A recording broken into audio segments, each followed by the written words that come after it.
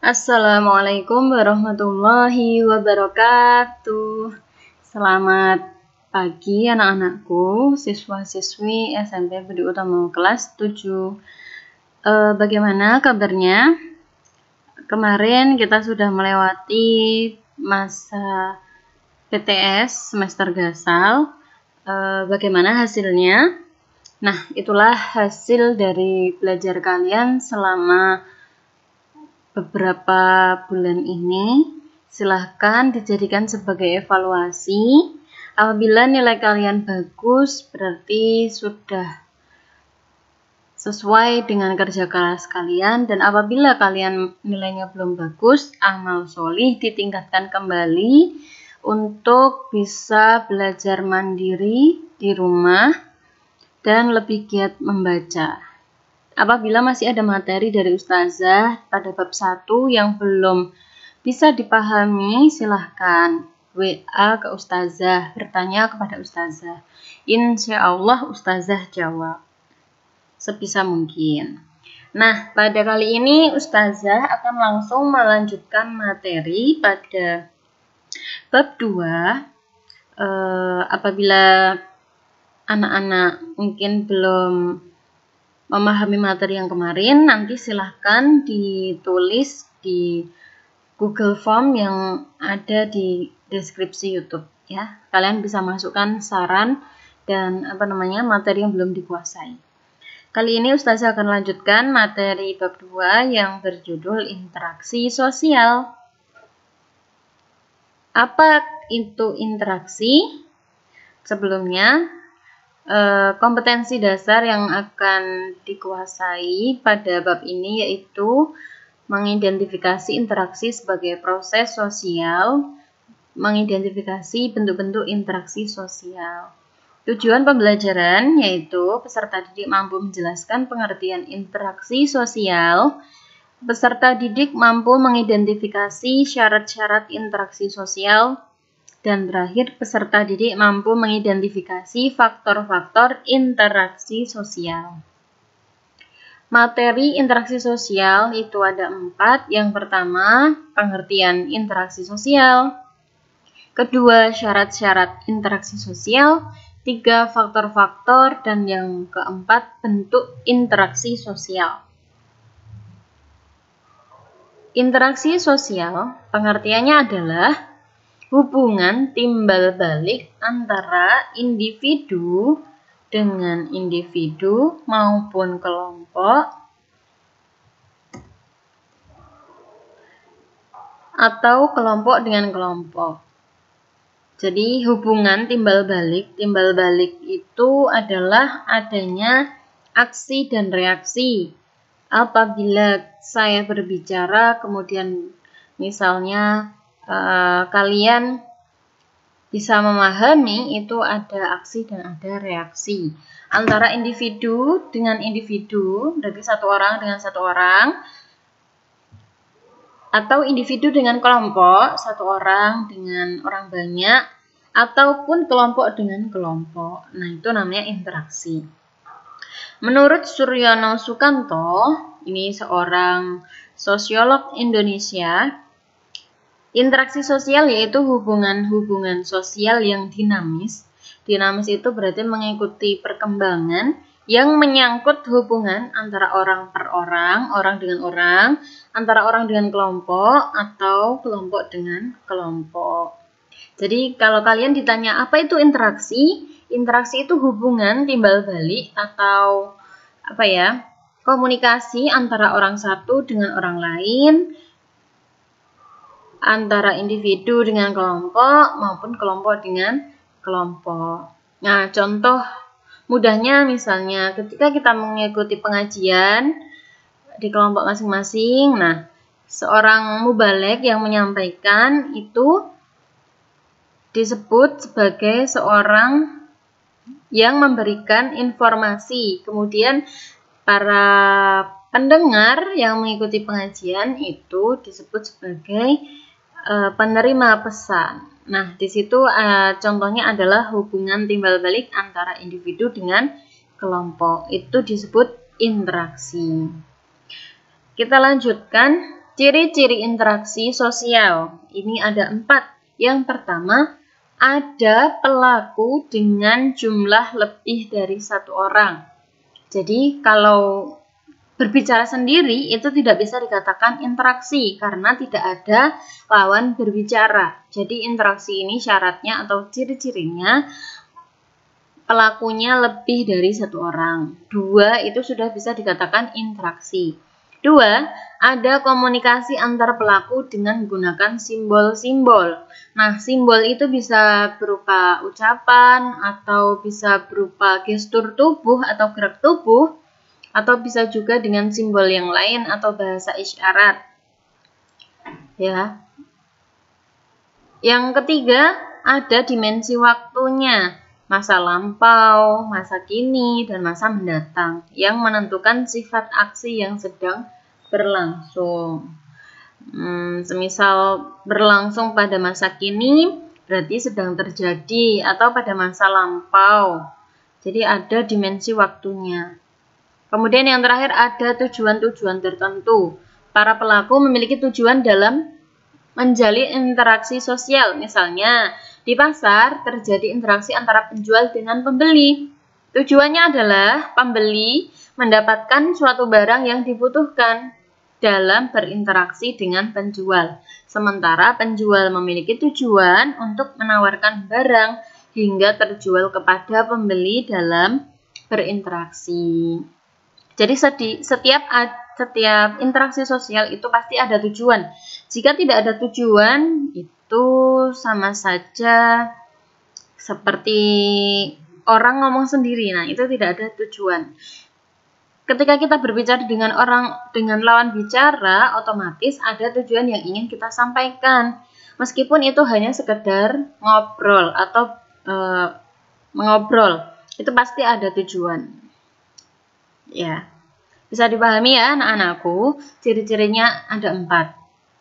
Ada pelaku dengan jumlah lebih dari 1 orang, ada komunikasi antar pelaku, ada dimensi waktu, dan yang terakhir ada tujuan-tujuan tertentu.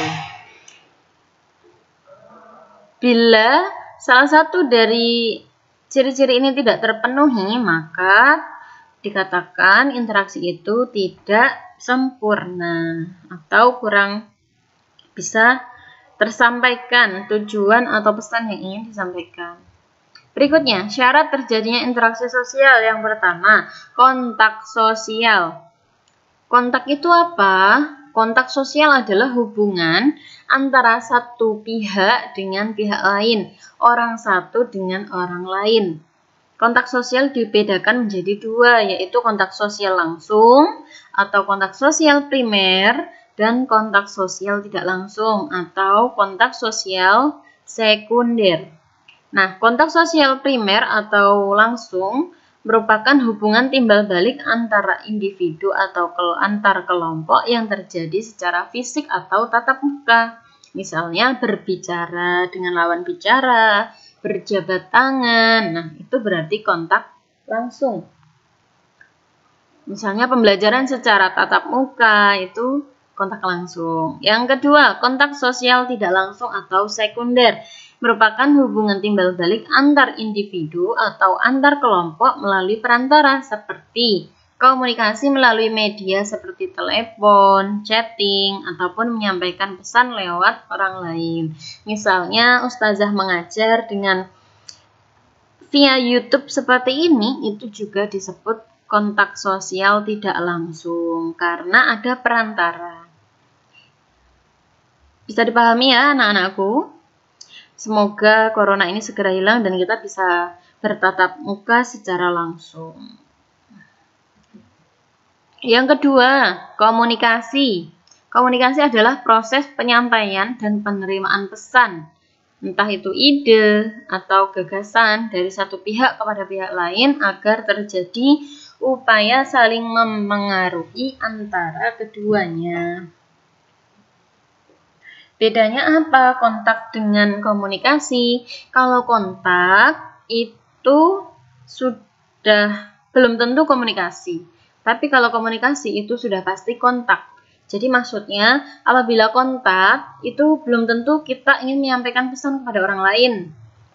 Tapi jika komunikasi itu tujuannya untuk menyampaikan pesan, supaya pesan yang kita sampaikan itu diterima. Begitu ya anak-anakku. Komunikasi dapat dibedakan menjadi dua, yaitu komunikasi verbal dan komunikasi non-verbal. Komunikasi verbal merupakan bentuk komunikasi secara lisan maupun tertulis, seperti berbicara dan surat menyurat. Verbal itu lisan, dengan lisan maupun tulisan. Adapun komunikasi nonverbal merupakan bentuk komunikasi dengan menggunakan simbol-simbol atau gestur tubuh, seperti menyapa teman dengan melambaikan tangan. Nah, ini ya contohnya menyapa, hai, ya, tapi tanpa kata. Misalnya melambaikan tangan. Faktor pendorong interaksi sosial. Nah, supaya interaksi itu berjalan, ada faktor-faktor pendorongnya. Yang pertama, imitasi. Imitasi adalah suatu proses belajar dengan cara meniru atau mengikuti perilaku orang lain. Kalau kalian dengar kata imitasi, pasti bayangannya adalah imitasi itu barang tiruan. Nah, sama seperti itu. Imitasi adalah proses meniru atau mengikuti orang lain. Contohnya di sini ada seorang anak yang menggosok gigi, ya, meniru ayahnya.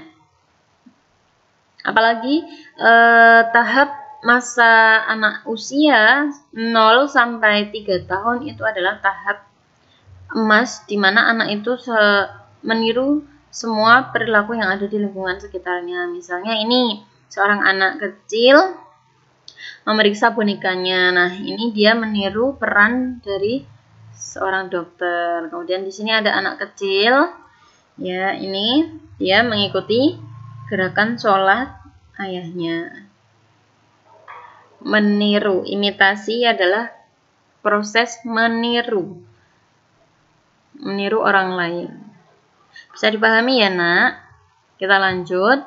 Yang kedua adalah identifikasi. Identifikasi adalah suatu dorongan untuk menjadi identik atau sama dengan orang lain. Proses identifikasi memerlukan suatu figur yang ideal bagi pelakunya. Contohnya seperti ini. Ini adalah wajah aslinya. Dia mengidolakan seorang tokoh Superman. Nah, dia merubah tampilannya, pakaiannya secara keseluruhan seperti Superman. Di sebelah kanan ada ini boneka Barbie. Kemudian ada seorang wanita yang mengidolakan atau ingin menyerupai Barbie, maka dia operasi plastik. Wajahnya ini bisa seperti Barbie sungguhan. Kemudian rambutnya dicat putih seperti rambut Barbie. Pakaiannya, kemudian kukunya, dan aksesoris yang digunakan itu seperti Barbie. Nah, ini namanya identifikasi. Bedanya apa dengan imitasi? Kalau imitasi itu hanya meniru sebagian. Kalau identifikasi ini meniru secara keseluruhan. Ada model atau figur yang diidolakan, kemudian dia ingin sama identik dengan tokoh idolanya. Jadi kalau kalian ditanya apa bedanya imitasi dan identifikasi, kalian harus tahu ya. Bedanya, kalau imitasi itu hanya meniru sebagian, entah itu gaya bicaranya saja atau meniru potongan rambutnya saja atau gestur tubuhnya. Kalau identifikasi itu meniru secara keseluruhan. Sugesti adalah suatu pendapat atau pandangan dan sikap yang diberikan pada orang lain dan diterima oleh pihak lain sehingga orang tersebut mengikuti pandangan atau pengaruh tersebut. Nah, sugesti ini biasanya diberikan oleh seorang dokter kepada pasien, misalnya makannya yang banyak supaya nanti cepat sehat, jangan lupa obatnya diminum 3 kali sehari. Nah, secara otomatis orang yang diberikan sugesti itu menerima sugesti yang diberikan oleh dokter sehingga diikuti. Dia makan yang banyak, minum obatnya rutin supaya cepat sembuh. Nah, di sini ada tayangan contoh dari sugesti. Pada saat momen kebersamaan kita pesan 1 es, pas saya lagi sendok itu es ke mulut, cut, itu ngilunya. Saya benar-benar langsung kehilangan momen kebersamaan sama sahabat-sahabat saya. Dokter sarankan, coba deh ibu pakai Sensodyne, khusus untuk gigi yang sensitif. Berkat Sensodyne, sekarang, wah, saya malah mungkin paling banyak kali itu kata teman-teman, yuk, pelan-pelan dong makannya, kita belum kebagian nih, Mas. Esnya yang banyak ya. Nah, ini contohnya adalah iklan. Iklan itu juga mengandung sugesti supaya orang yang mendengar itu tertarik untuk membeli, untuk tergiur membeli produk yang dipromosikan. Termasuk tadi di dalam tayangan ada dokter menganjurkan, dokter merekomendasikan. Nah, itu adalah kata-kata sugesti. Jadi biasanya sugesti itu diberikan oleh seorang psikolog, hipnoterapi untuk memberikan sugesti yang baik-baik kepada pasiennya. Tapi ini juga bisa disalahgunakan seperti halnya hipnotis. Nah, itu adalah bentuk sugesti yang negatif. Tapi jangan sampai disalahgunakan untuk hal-hal yang negatif. Jadi sugesti itu bisa hampir mirip dengan motivasi, hanya saja sugesti ini sifatnya bisa diterima oleh orang lain, sehingga orang tersebut mengikuti pandangan atau pengaruh yang diberikan. Lanjut, yang keempat adalah simpati. Simpati merupakan rasa tertarik pada orang lain yang seolah-olah berada dalam keadaan orang lain yang kemudian memunculkan perasaan emosional tertentu, misalnya sedih, senang. Misalnya di sini ada seorang anak perempuan yang di situ memeluk temannya kok kelihatan sedih. Kemudian dia seolah-olah merasakan apa yang dirasakan oleh temannya. Pupu, kamu jangan sedih ya. Nah, misalnya seperti itu. Kemudian di sini ada anak yang sekolah, kemudian ada beberapa anak yang di situ usianya sama, tapi mereka diberikan takdir tidak seenak anak yang bisa sekolah ini. Kemudian muncul dalam perasaan, kasihan ya, seharusnya usia mereka itu sekolah seperti kita. Tapi di situ mereka malah memulung untuk bisa makan. Tidak terpikirkan oleh anak-anak pemulung ini untuk bisa sekolah. Contohnya seperti itu. Perasaan sedih, terus ikut senang, itu namanya simpati.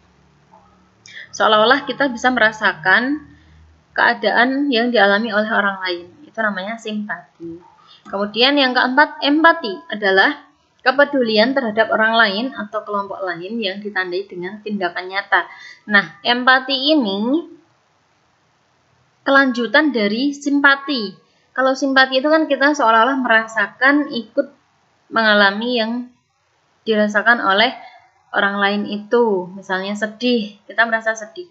Tapi di empati ini diwujudkan, sedihnya itu diwujudkan dengan tindakan nyata. Misalnya di sini ada temannya sakit, jatuh kan, lututnya sakit. Nah, dia langsung selain merasa simpati, dia langsung memberikan Hansaplast untuk mengobati luka temannya. Nah, ini namanya empati. Kalau misalnya kita melihat ada temannya jatuh, tapi kita hanya kasihan ya, sebatas itu namanya simpati. Tapi kemudian kita mengambil Hansaplast, kita berikan kepadanya, diobati sekalian. Nah, itu wujud dari empati, peduli dengan tindakan nyata. Contohnya di sini adalah peduli COVID, bantuan yang diberikan kepada tenaga kesehatan. Kemudian ada santunan untuk anak yatim.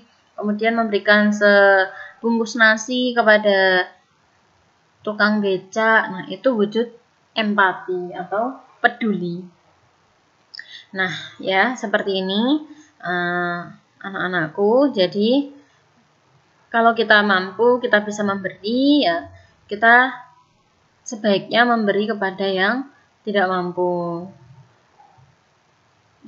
Entah itu sedikit, entah itu hanya hal yang sepele, tapi berupa bantuan itu sangat berarti.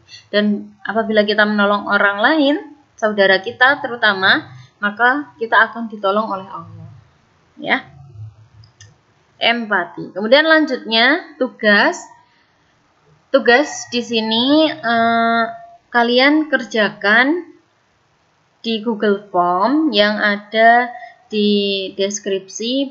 Kalian klik linknya sekaligus sebagai presensi kalian. Jadi tugas ini sebagai bentuk presensi kalian. Kalau kalian tidak mengerjakan tugas, berarti kalian tidak absen, tidak presensi. Oke, tugasnya sama seperti ini. Soalnya yang pertama yaitu apakah pengertian interaksi sosial? 2. Apa saja syarat yang diperlukan agar terjadi interaksi sosial? Dan yang terakhir, pada masa pandemi ini terjadi pembatasan interaksi antara orang satu dengan yang lain melalui social distancing. Sehingga salah satu dampaknya adalah tidak boleh ada kerumunan masyarakat, sekolah diliburkan, pembelajaran dilakukan dengan jarak jauh. Nah, menurut kalian, apakah yang kita lakukan dengan pembelajaran jarak jauh ini masih bisa dikatakan sebagai interaksi sosial? Berikan penjelasanmu. Jangan lupa ya, Nah, dikerjakan. Ustazah tunggu sampai pukul 24.00. Bagi kalian yang tidak mengerjakan, pasti ada konsekuensinya, ya. Ya, sekian dari Ustazah. Apabila ada penjelasan yang kalian belum paham, silahkan bertanya kepada Ustazah melalui WA Japri ya, melalui WA pribadi ya. Oke, saya tunggu pertanyaannya apabila kalian belum paham. Dan sekian penjelasan dari Ustazah. Banyak salahnya mohon maaf. Semoga ilmunya bisa bermanfaat. Alhamdulillahi jazakumullahu khairan. Assalamualaikum warahmatullahi wabarakatuh.